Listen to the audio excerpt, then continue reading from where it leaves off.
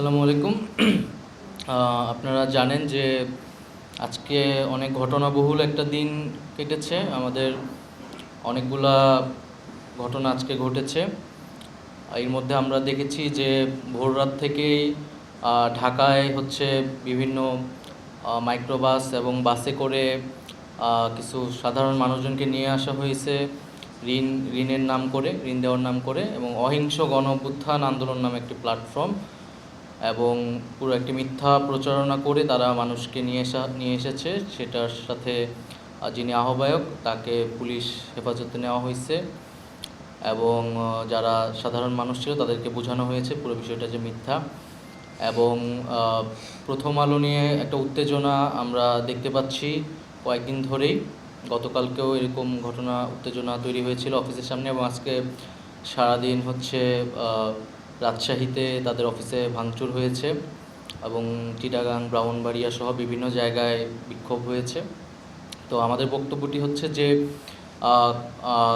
কোনো গণমাধ্যম বা পত্রিকার বিরুদ্ধে যদি জনগণের কোনো অংশের অভিযোগ থাকে, ক্ষুব্ধতা থাকে, তারা সেটি প্রকাশ করতে পারে, তবে সেটি অবশ্যই শান্তিপূর্ণভাবে হতে হবে। কোনো পত্রিকা অফিসে ভাঙচুর করা, সেটা পত্রিকা বন্ধের জন্য চাপ প্রয়োগ করা, সেটা আমরা সমর্থন করি না, এবং এটা আমরা এই ধরনের ঘটনা পরবর্তীতে ঘটলে এটা টলারেট করা হবে না। ভাঙচুরের ঘটনায় যারা জড়িত তাদের বিরুদ্ধে অবশ্যই আইনগত ব্যবস্থা নেওয়া হবে। এবং আমাদের আহ্বান থাকবে, মানুষ যদি ক্ষুব্ধতা থাকে সেটা শান্তিপূর্ণভাবে যাতে প্রকাশ করে। মানুষের সভা সমাবেশের অধিকার রয়েছে, এবং যদি কোনো সুনির্দিষ্ট অভিযোগ থাকে সেটা আইনগতভাবে তারা পদক্ষেপ নিতে পারে। তো আমরা আহ্বান জানাবো যাতে কোনো ধরনের অনাকাঙ্ক্ষিত বা নৈরাজ্যকর পরিস্থিতিতে যাতে জনগণ অংশ না নেয় এবং বাংলাদেশের ভাবমূর্তি নষ্ট হয়, এরকম কাজ থেকে যাতে আমরা বিরত থাকি। আর দ্বিতীয়ত যেই কলেজের ঘটনাটি ঘটেছে, এই বিষয়ে আসিফ মাহমুদ আপনাদের সামনে বলবেন। বারবার আহ্বান জানাচ্ছি যে কোনো প্রকার উস্কানিতে পা না দিয়ে ছাত্ররা যেন ধৈর্য সহকারে তাদের যে কোনো সমস্যা কলেজ কর্তৃপক্ষের মাধ্যমে কিংবা প্রয়োজন হলে সরকারও এর মধ্যে অংশীভূত হতে পারে, এর মাধ্যমে সমাধান করার আহ্বান জানিয়েছি। আজকের যে ঘটনা, মাহবুবুর রহমান মোল্লা কলেজে হামলার যে ঘটনা, এর যখন আমরা এই বিষয়টি নিয়ে কাজ করছিলাম তখন আমরা জানতে পারলাম যে প্রায় 6 দিন আগ থেকে এই ঘটনার সূত্রপাত হয় এবং একজন শিক্ষার্থী ডেঙ্গু আক্রান্ত হয়ে মারা যাওয়া, সেখানে তার সঠিক চিকিৎসা না পাওয়ার যে অভিযোগ, সেই অভিযোগ থেকে ঘটনার সূত্রপাত হয়। তবে সেই অভিযোগ ছিল ন্যাশনাল মেডিকেল কলেজ, যেটা পুরান ঢাকায় অবস্থিত, সেই কলেজের বিরুদ্ধে। কিন্তু সেখানে সোহরাওয়ার্দী কলেজ কীভাবে ইনভলভ হলো এবং এরপর পালাক্রমে হামলার প্রত্যুত্তরে হামলা, এই ঘটনাগুলোর মধ্যে কারা কারা জড়িত, ভাঙচুর সহ হতাহতের বিষয়গুলোতে অবশ্যই আইনগতভাবে ব্যবস্থা নেওয়ার প্রক্রিয়া চলমান আছে। এই ধরনের ঘটনাকে আর কোনোভাবেই টলারেট করা হবে না। আইন শৃঙ্খলা বাহিনী সর্বোচ্চ চেষ্টা করেছে যে কোনো ধরনের সংঘর্ষ এড়াতে, এবং কোনোভাবেই যেন আইন শৃঙ্খলা বাহিনীর সাথে শিক্ষার্থীদের কোনো ধরনের সংঘর্ষ না হয় এবং নিজেদের মধ্যে যাতে সংঘর্ষ না হয়, এই জন্য গতকাল থেকেই কলেজ কর্তৃপক্ষ চেষ্টা করে যাচ্ছিল, কিন্তু কোনোভাবেই এই সংঘর্ষ এড়ানো যায়নি। তবে সোশ্যাল মিডিয়ায় আমরা বিভিন্ন জায়গা থেকে দেখেছি যে সোহরাওয়ার্দী কলেজের 7 জন এবং মাহবুবুর রহমান মোল্লা কলেজের 3 জন নিহত হওয়ার একটি খবর রটেছিল। তবে এখন পর্যন্ত কারো নিহত হওয়ার কোনো সংবাদ আমরা পাইনি। এটা নানা মাধ্যমে নিশ্চিত হওয়ার চেষ্টা করে আসলে নিশ্চিত হওয়া যায়নি, এবং কোনো গণমাধ্যমেও কোনো প্রতিষ্ঠিত গণমাধ্যমে এই ধরনের কোনো খবর আমরা পাইনি। তবে অনেকেই আহত হয়েছে এবং হাসপাতালগুলোতে ভর্তি হয়েছে, এটা আমরা জানতে পেরেছি। তাদের চিকিৎসার ব্যবস্থা করা হচ্ছে, এবং এই ধরনের ঘটনা যারা ঘটালো, ভাঙচুর এবং মারধর, তাদের বিরুদ্ধে আইনগতভাবে ব্যবস্থা নেওয়া হবে এবং সামনের দিকে এই ধরনের কোনো কার্যক্রমকে আর কোনোভাবেই টলারেট করা হবে না। আপনাদের যদি কোনো প্রশ্ন থাকে তাহলে করতে পারেন। সাথে ওভার দ্য ফোন বরাবরই কথা হচ্ছে, প্রতিদিন একাধিকবার কথা হচ্ছে এবং কর্তৃপক্ষ চেষ্টা করেছিল। তবে পুলিশের পক্ষ থেকে আমরা যেটা জানতে পেরেছি যে যখন যাত্রাবাড়ির জায়গাটা পার হয় সেখানে শিক্ষার্থীদেরকে বাধা দেওয়া হয়েছিল, কিন্তু বাধা টপকে পুলিশকে ধাক্কিয়ে তারা সেদিক দিয়ে চলে যায় এবং কোনো প্রকার ব্যবস্থা নেওয়ার ব্যাপারে যখন আমরা জানতে চাই তখন আমাদেরকে যেটা বলা হয়েছে, যদি পুলিশের একটা রায়ট ম্যানেজমেন্টের বাংলাদেশে একটা প্র্যাকটিস, মানে তাদের যেই স্বাভাবিক ড্রিল তাদেরকে যেভাবে শেখানো হয়, প্রথমত কাঁদানে গ্যাস ছোড়া, টিয়ার শেল এবং পানি ছোড়া, এবং পানি ছোড়ার পরে যখন স্বাভাবিকভাবেই পাল্টা আক্রমণটা তারা আক্রান্ত হয় তখন তাদের ড্রিল অনুযায়ী তখন তাদেরকে রাবার বুলেট সহ ছড়াগুলি সেটা ব্যবহার করার ড্রিল তাদেরকে দেয়া হয়েছে।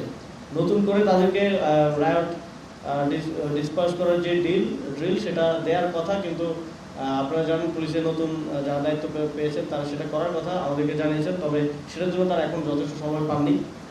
তো আগের ওই প্র্যাকটিসে যদি তারা যেতেন, খুব স্বাভাবিকভাবে আপনারা জানেন যে ছাত্ররা আক্রমণ করতো এবং তার প্রতি উত্তরে যদি গুলি ছোড়া হতো তাহলে অনাকাঙ্ক্ষিত ঘটনা ঘটার মতো পরিস্থিতি তৈরি হতো। সেই জন্য খুব স্বাভাবিকভাবেই তারা যেটা আমাদেরকে জানিয়েছে যে সেখানে তারা বাধা দেওয়ার চেষ্টা করে, কিন্তু সেই ব্যারিকেড টপকে ছাত্ররা চলে যায় এবং ঘটনাস্থলেও পুলিশ সেনাবাহিনী শেষ পর্যন্ত ঘটনা থামানোর চেষ্টা করে, দমানোর চেষ্টা করে এবং এখন মোটামুটি পরিস্থিতি নিয়ন্ত্রণে এসেছে এবং যারা এই ধরনের ঘটনাগুলোর সাথে জড়িত সিসিটিভি ফুটেজ সহ সাংবাদিকদের ফুটেজও যেখানে এসেছে ক্যামেরায় বন্দী হয়েছে, তাদের বিরুদ্ধে আইনানুগ যথাযথ ব্যবস্থা নেওয়া হবে। তদন্ত করতেছে। অনেক ধরনের তথ্য পাওয়া যাচ্ছে, অনেক ধরনের ইনফরমেশন আসতেছে, তবে এই বিষয়ে সুষ্ঠু তদন্ত করার আগ পর্যন্ত কোনো কিছু বলা যাবে না। আমরা সেটা তদন্ত করে তারপর আপনাদের সামনে প্রকাশ করব।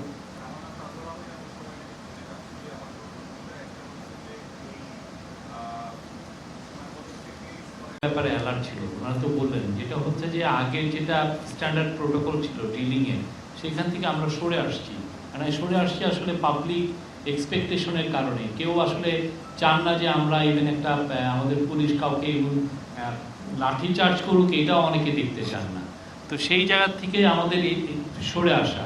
আর এটা সুপার সানডে এটা হচ্ছিল, আমরা কিন্তু মনিটর করছিলাম এবং সকালে একটা বাধা দেওয়া হয়েছিল, যেটা ঘটনা ঘটেছে সেটা অনাকাঙ্ক্ষিত।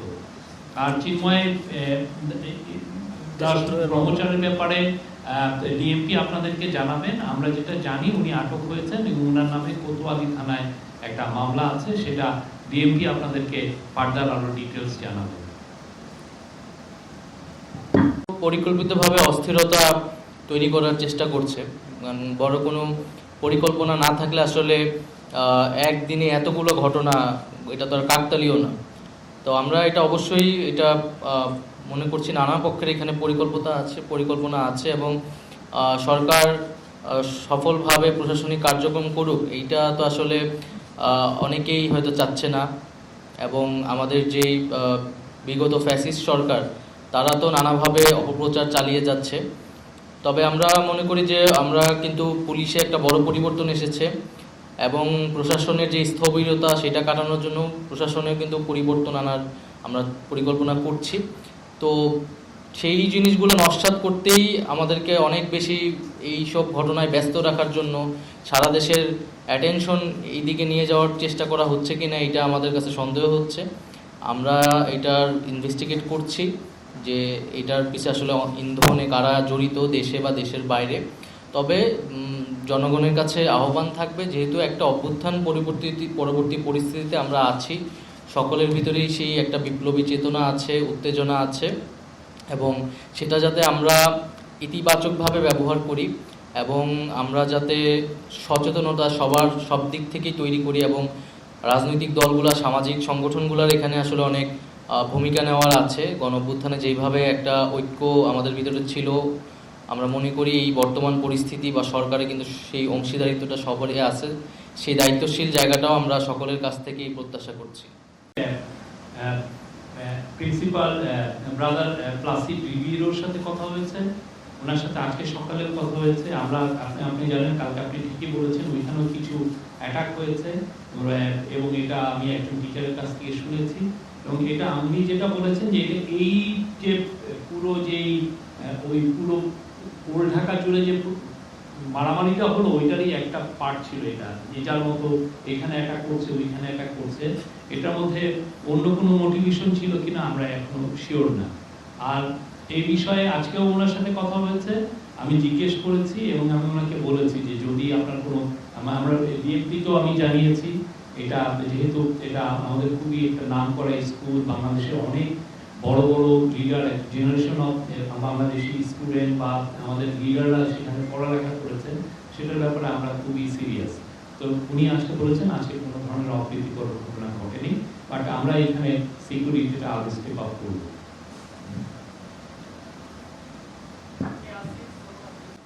না, পুলিশ তো যথাযথ ব্যবস্থা নিতে তো পুলিশের দুর্বলতা ছিল দেখেই তো আসলে ঘটনাটা সংঘর্ষের দিকে গিয়েছে, এটা তো আমরা স্বীকার করছি। কিন্তু পুরো পুলিশ তো আসলে একটা পুনর্গঠন প্রক্রিয়ার ভিতরে আছে।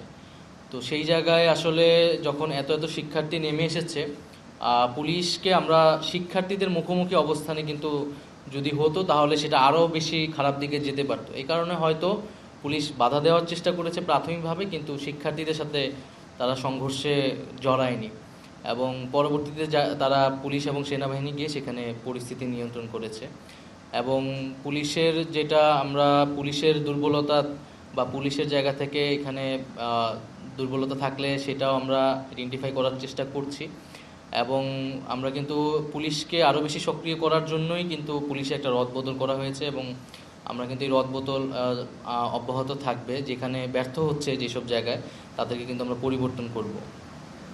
ঘটনা হলো যে পুলিশ যারা ছিল আগে তারাই আছে, নতুন করে যদি আপনারা না আনেন তো তাদেরকে দিয়ে কি সম্ভব হোক আপনাদের পক্ষে? আপনারা জানেন নতুন নিয়োগ প্রক্রিয়া চলমান আছে, প্রায় 1300 থেকে 1400 এসআই এবং এখন পর্যন্ত আমার জানা মতে 4500 কনস্টেবল নিয়োগের প্রক্রিয়া চলমান আছে। এবং পুলিশের মধ্যে রদবদলটা যেটা করা হয়েছে সেটা হচ্ছে বদলি করা হয়েছে, অন্য জায়গা থেকে ডিএমপিতে আনা হয়েছে, ডিএমপি থেকে অন্য জায়গায় পাঠানো হয়েছে।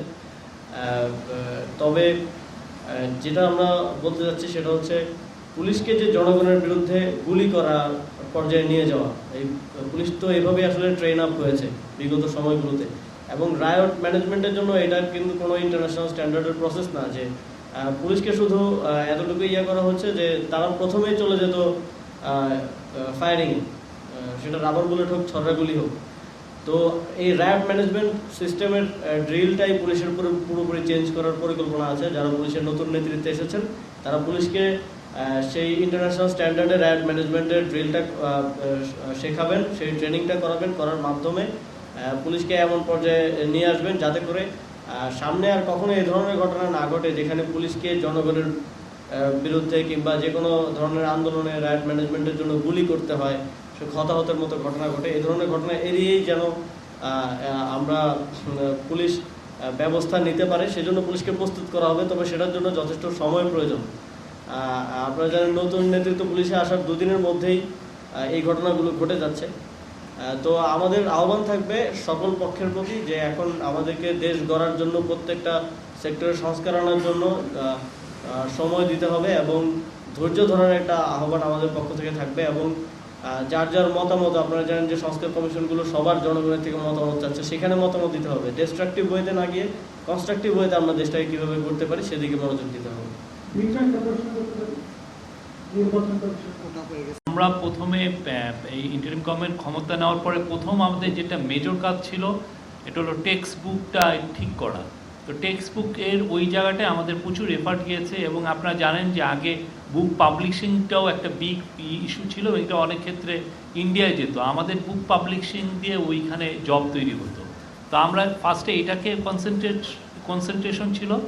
এখন আমরা যেই আপনি জানেন ডিসেম্বরে ফাইনাল পরীক্ষা হবে অনেক জায়গায়, তারপরে আমরা কনসেন্ট্রেট করব রিফর্মে। সেক্ষেত্রে অধ্যক্ষদের সাথে, হেডমাস্টারদের সাথে, সবার সাথে বসা হবে এবং আমাদের একটা প্ল্যানেও আছে যে শিক্ষা রিফর্ম কমিশন একটা করার, বাট এটা এখনই আমি কোনো টাইমলাইন আপনাদেরকে দিতে পারছি না।